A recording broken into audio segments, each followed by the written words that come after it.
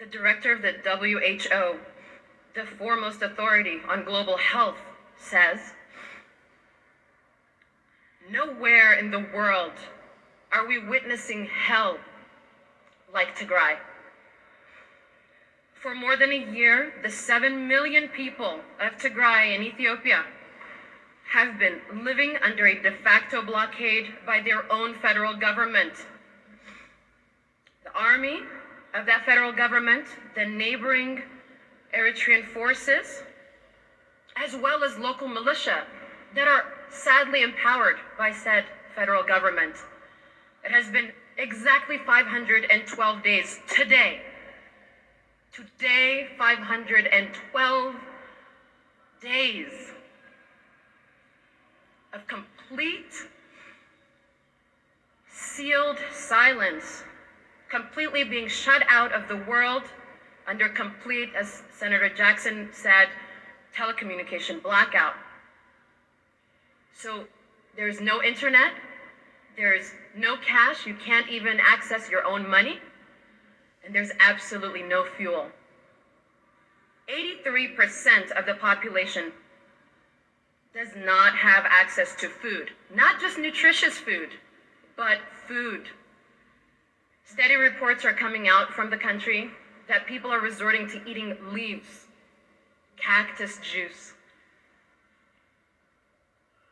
There's a famine in the region, and the only reason is because no one is allowed to go in and no one is allowed to come out. Periodic instances in the past where any food has been made available to enter through humanitarian aid, in the past, aid workers report only 1% of what is needed for the entire 7 million population has been able to get through. That's not even a joke. People in Tigray are dying. There has been a full-fledged attack on Tigray's health system, including aerial and ground attacks on health workers, on patients, on health facilities, medical supplies, ambulances, and equipment. As assessed by humanitarian health workers, 80 to 90 of Tigray's health facilities have been deliberately destroyed by the Ethiopian federal forces, by, again, the allied neighboring Eritrean army and the local militia. That has meant no Band-Aids, no gauze, no dialysis fluid, no insulin, not even pain medication for surgeries, not for stitches, not for major surgeries, not for child labor, which a lot of the ambulances take care of in the rural areas. Imagine that. Stitches without painkillers. Now imagine surgery. And I'm not making it up, the footage is out there. It's on CNN, it's on BBC, it's readily available. Chronic illness patients with tuberculosis, diabetes, cancer are also not being treated. And more than likely, a vast majority have already died.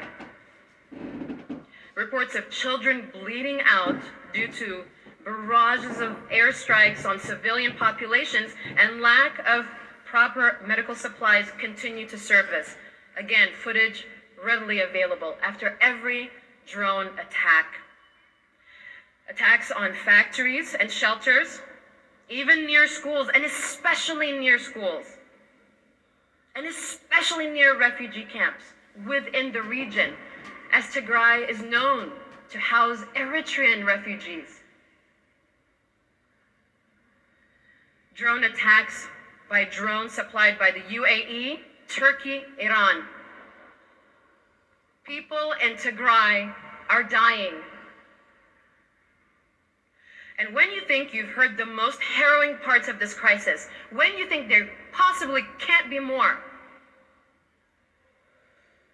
verified reports of thousands upon thousands of victims of sexual and gender-based violence.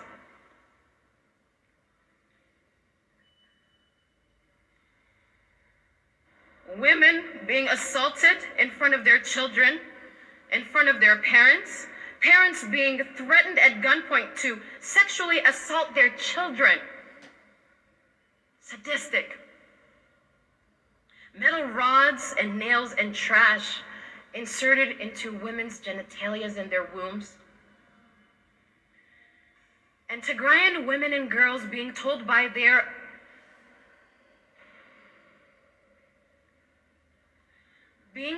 that a Tigrayan womb should never be able to give birth. Insult to injury.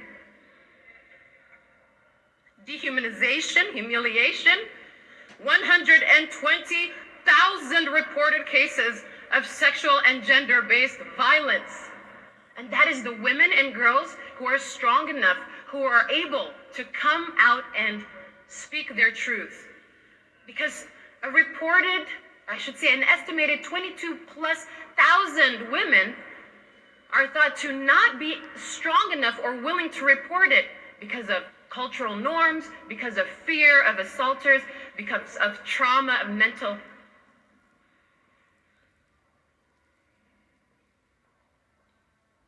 A 120,000 women. You can't tell us that rape is not being used as a weapon of war. And that is a war crime. These, again, they're not just numbers. These are our mothers, our fathers, our sisters, my uncles in the concentration camps of the capital city. In 2022, concentration camps, imagine, in 2022, in a capital city, in a so-called civilized world. And where are we? Where is the world as the people of Tigray are perishing? And again, an estimated half of an entire civilization said to have perished if something immediate does not happen. If the world does not stand up and say, never again. Remember that? Remember you promised never again? Why doesn't that apply to my family?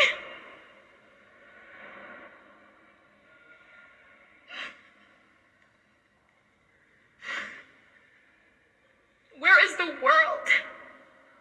And so, I'll finish the way I started. Senator Jackson, Senator Parent, entire General Assembly who's standing literally behind us today. Thank you. We went all around the world, and you were here all along, saying we see you and we stand with you. Thank you.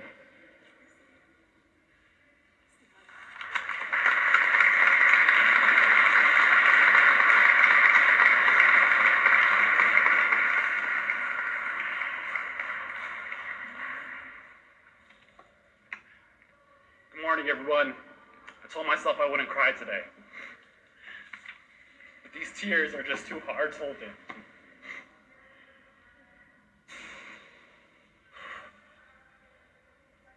My name is Hassan Mustafa, and I work here at the Georgia State Capitol.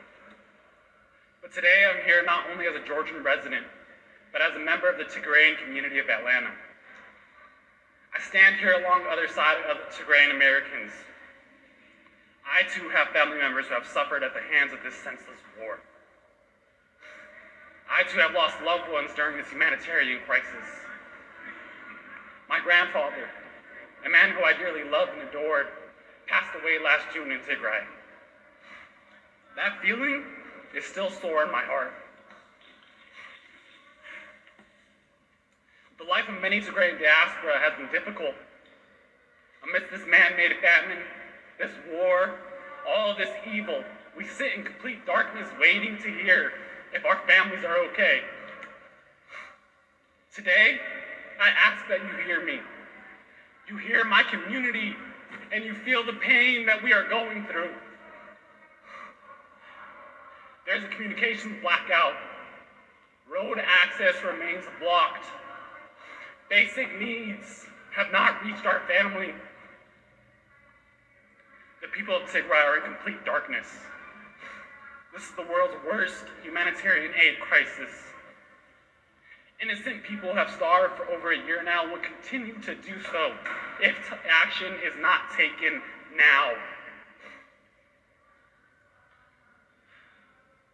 I cannot stress this enough, but I haven't spoken to my family in over 6 months, some families even longer. We have seen some terrible images and videos come out of the Tigray region, and this is with the communications blackout. Imagine what we will see once this communications blackout is lifted. I'm terrified. I am terrified to see what will come. I pray that my family is safe.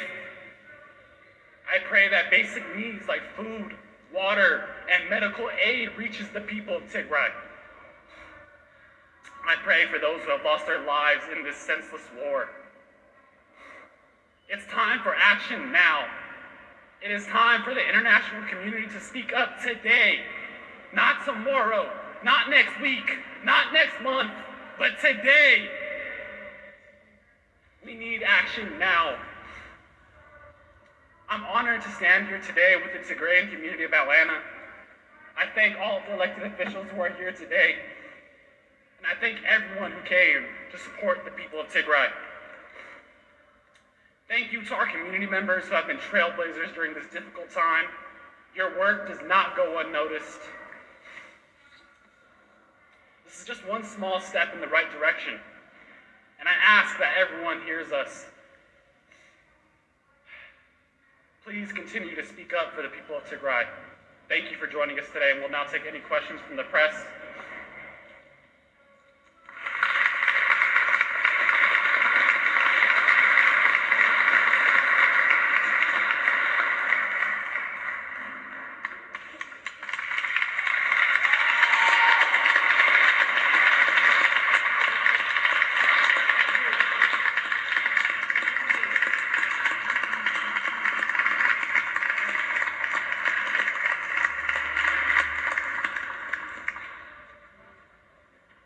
This concludes our press conference. We thank you for being here. We hear you, we see you, and we stand with you.